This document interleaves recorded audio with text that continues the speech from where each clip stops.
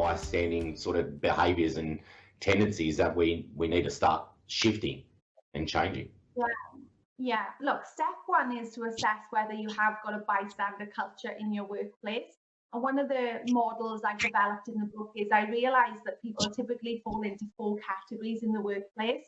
The first one is unconscious, where we're caught up in our everyday doing more, being more, achieving more. We're actually unconscious of how our words and language and behaviors affect others.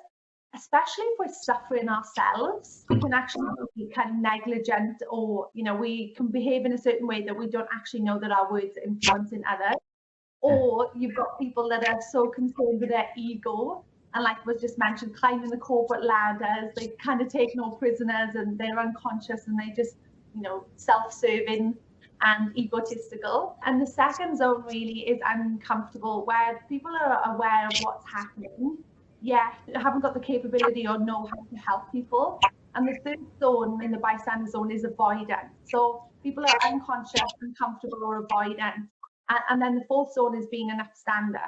So the first step really is for people to have a look at the book and assess, right, where is my workplace and where do I sit with regards to the bystander versus upstander zone?